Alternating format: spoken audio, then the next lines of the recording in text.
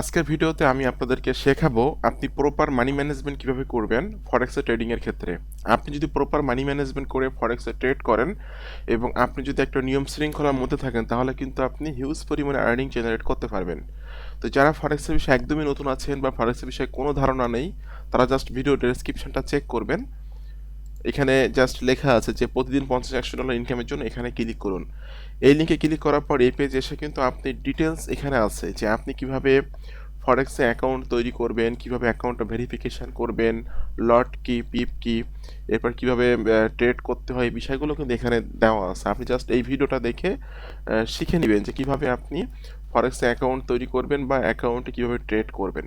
তো আজকের মূল ক্লাসটা হলো মানি ম্যানেজমেন্টের উপরে। আপনি যদি প্রপারভাবে মানি ম্যানেজমেন্ট করতে পারেন তাহলে ফরেক্স থেকে আপনি হিউজ পরিমাণে আর্নিং জেনারেট করতে পারবেন, আর আপনাকে কিন্তু কেউই লস করাতে পারবে না ইনশাল্লাহ, যদি আপনি মানি ম্যানেজমেন্ট ফলো করে কাজ করেন। তো জাস্ট অ্যাকাউন্ট খোলার সময় এখানে লেখা আছে প্রতিদিন $50-100 ইনকামের জন্য এখানে ক্লিক করুন। এই লিঙ্কে ক্লিক করে অ্যাকাউন্টটা তৈরি করবেন এবং অ্যাকাউন্ট কীভাবে তৈরি করতে হবে টোটালি কিন্তু এই ভিডিওটা আমি শিখিয়ে দিয়েছি অ্যাকাউন্ট তৈরি করার বিষয়টা।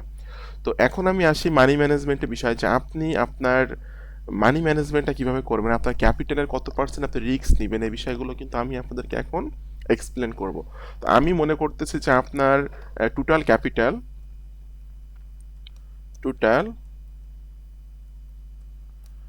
টোটাল আমি মনে করতেছি $1,000।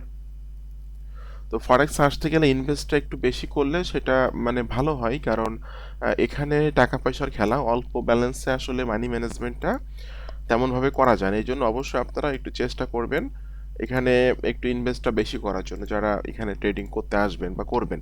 তো টোটাল ক্যাপিটাল $1,000। এখন টোটাল ক্যাপিটালের কিন্তু যারা প্রফেশনাল ট্রেডার এরা কিন্তু একটা মানি ম্যানেজমেন্টের মধ্যে দিয়ে ট্রেড করে, বা টোটাল ক্যাপিটালটা কিন্তু একটা ট্রেডে তারা স্পেন্ড করে না। নির্দিষ্ট পরিমাণ টোটাল ক্যাপিটালের কিন্তু একটা পার্সেন্টেজ তারা রিস্ক নেয়। তো সেক্ষেত্রে আমি মনে করতেছি আপনি একদমই নিউবি ট্রেডার এবং আপনার টোটাল ক্যাপিটাল হলো $1,000। তো $1,000-এর কত পার্সেন্ট আপনি রিস্ক নেবেন? জাস্ট আমি মনে করতেছি যে আপনি 5% রিস্ক নেবেন। তো আমার মূল ক্যাপিটাল হলো $1,000, বা আপনার মূল ক্যাপিটাল $1,000। $1,000-এর পার্ট যে আপনি রিস্ক নেবেন 5%, অর্থাৎ $50 রিস্ক নেবেন। এখন এই $50 রিস্কটা কি আপনি একটা ট্রেডে নেবেন নাকি 5টা ট্রেডে নেবেন, এটা ডিপেন্ড করবে আপনার উপরে। তবে আমি আপনাদেরকে রিকমেন্ড করবো এই 5% রিস্ক বা $50 রিস্কটা আপনারা 5টা ট্রেডে নেবেন। হ্যাঁ, তো এখানে যদি আমি দিয়ে দিই যে নাম্বার 1, এরপর নাম্বার 2, নাম্বার 3, নাম্বার 4, নাম্বার 5, তাহলে একটা ট্রেডে আমি প্রত্যেকটা ট্রেডে $10 করে রিস্ক নিব। প্রত্যেকটা ট্রেডে আমি $10 করে রিস্ক নিব। সেক্ষেত্রে আমার একদিনের আমি $50 রিস্ক নিচ্ছি। আমার $1,000 মূল ব্যালেন্সের মাত্র 5% আমি প্রতিদিন রিস্ক নিচ্ছি, এবং এই $50 রিস্ক নিচ্ছি 5টা ট্রেডে। ঠিক আছে?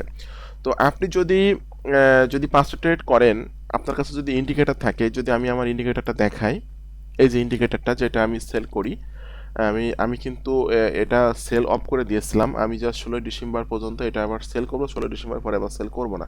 16 ডিসেম্বরের মধ্যে মাত্র 5 জন জয়েন করতে পারবেন এবং 5 জন নিতে পারবেন আমার ইন্ডিকেটরটা। এটা আমি অ্যাভেলেবল সেল করি না। তো যদি আপনারা এই ইন্ডিকেটরটা নেন, সেক্ষেত্রে ইন্ডিকেটরের সিগনালে যদি কাজ করেন, আপনি কিন্তু প্রত্যেকটা সিগনালে আমার প্রফিট হওয়ার চান্স আছে। প্রত্যেকটা সিগনালেই। এখান থেকে দেখুন বলতেছে মার্কেট ডাউনে যাবে, ডাউনে চলে আসছে। এখান থেকে বলতেছে মার্কেট আপে যাবে, আপে চলে গেছে। এখান থেকে এখানে কিন্তু 2টা ইন্ডিকেটর সেট আপ করার কিন্তু আমি আরেকটা ইন্ডিকেটর দিব, এবং মার্কেট কিন্তু অ্যানালাইসিস করার জন্য কিন্তু আমি ট্রেডিং ভিউতেও কিন্তু আমি ইন্ডিকেটর সেট আপ করে দেই, যেটা ফ্রি ইন্ডিকেটর। কিন্তু আমার ইন্ডিকেটর নিলে আমি ট্রেডিং ভিউতে এটা সেট আপ করে দিই। এটা কিন্তু ট্রেন লাইনগুলো এখান থেকে কোন দিকে যাচ্ছে, কোনটা সাপ্লাই জোন, কোনটা ডিমান্ড জোন, এটা কিন্তু এখানে আইডেন্টিফাই করে দেয়। তো আপনি যদি আপনার কাছে ইন্ডিকেটর থাকে, আপনার যদি ফরেক্সের বিষয়ে কোনো নলেজ না থাকে, তবুও কিন্তু আপনি ইন্ডিকেটরের সিগন্যাল ফলো করে কিন্তু প্রফিট জেনারেট করতে পারবেন। ঠিক আছে? তো ইন্ডিকেটরের ব্যবহারগুলো যারা নেবেন, আমি এটা নেওয়ার পরে শিখাই দেবো যে কীভাবে এটার ব্যবহার করতে হয়। তো আমি মনে করতেছি যে আপনার কাছে ইন্ডিকেটর আছে, তারপরও আপনি লস করছেন, তারপর আপনি 2টা ট্রেডে লস করছেন। হ্যাঁ, লস, আমি 2টা ট্রেডে সাপোজ লস করছি, তাহলে আমার কত ডলার লস হলো?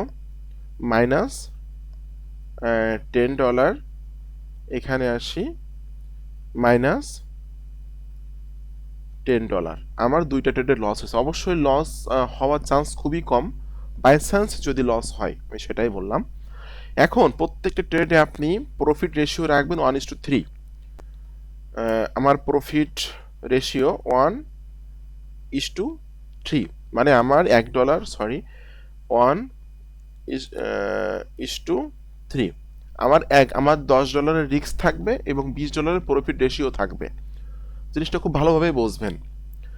আমি সাপোজ ইন্ডিকেটর আমার কাছে আছে, আমি আপনাকে ইন্ডিকেটর বোঝাই দিয়েছি, ইন্ডিকেটর ব্যবহার শিখাই দিয়েছি। ফরেক্স বিষয়ে আপনার কোনো ধারণা নেই, কিন্তু আমি শিখিয়ে দিয়েছি কিভাবে ট্রেড করতে হয়, কিভাবে ইন্ডিকেটর ব্যবহার করতে হয়, কিভাবে সিগন্যালগুলো ফলো করে ট্রেড করতে হয়, এটা আমি শিখিয়ে দিয়েছি। আপনি সেভাবে কাজ করতেছেন।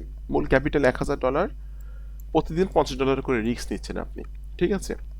$50কে আপনি ভাগ করতেছেন 5 ট্রেডে, আপনি একটা ট্রেডে $50 লস করতেছেন না, একটা ট্রেডে আপনি $10 করে এসএল রাখতেছেন। তো দুইটা ট্রেডে সাপোজ আমি মনে করলাম আপনি লসই করছেন, এই দুইটা ট্রেডে আমি লস করছি, আমি জাস্ট এটা রেড করে দিই, যেহেতু লস করছি যেহেতু রেড করে দিই। আমি জাস্ট 3টা ট্রেড আমি প্রফিট করছি, আমার 1:3, মানে আমি $10 লস করলে $20 প্রফিট করব। সেক্ষেত্রে আমি এখানে $20 প্রফিট করছি, ঠিক আছে? আচ্ছা, এখানে $20 প্রফিট করছি, এখানে $20 প্রফিট করছি, তাহলে আমি প্রফিট করছি হলো $60, লস করছি হলো $20। তাহলে টোটালি আমি কিন্তু প্রফিটে আছি, ঠিক আছে? টোটালি প্রফিট কিন্তু আমি আছি কত ডলার প্রফিট, $60 থেকে $20 মাইনাস গেলে আমার থাকলো $40, ঠিক আছে? $40 আমার আজকের দিনে প্রফিট হয়ে গেছে। আমি যদি আপনি এইভাবে কাজ করেন, এইভাবে যদি মানি ম্যানেজমেন্টটা করেন, তাহলে দেখবেন আপনার কোনোভাবে আপনি লস করছেন না। আমাদের সমস্যা কি, আমরা বাঙালি হিসাবে আমাদের সমস্যা হলো আমরা বেশি লোভ করতে চাই। $1000, মানে আমি মনে করলাম $1,00,000 যদি আপনি ব্যাংকে রাখেন, প্রতি মাসে কিন্তু আপনাকে তারা লাভ দিবে সর্বোচ্চ $1000, এর বেশি দিবে না।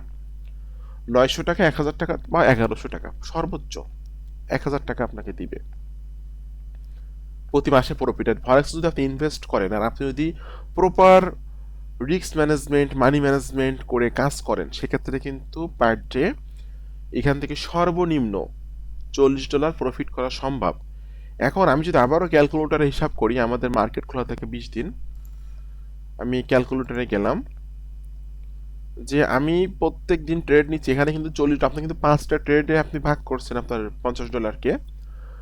তো 5টা ট্রেডই কিন্তু আপনার কাছে যদি ইন্ডিকেটর থাকে, সেক্ষেত্রে 5টা ট্রেডেই কিন্তু আপনি প্রফিট করার চান্স আছে। তারপর আমি ভেবে নিলাম যে 2টা ট্রেডে আপনার লসই হয়েছে, তবু আমি $40 প্রফিট করতেছি। দুইটা আমার 1:3 প্রফিট রেশিও থাকলে আমি $40 প্রফিট করছি, তাই না? তাহলে 40 গুণ 20, $800 প্রতি মাসে ইনকাম।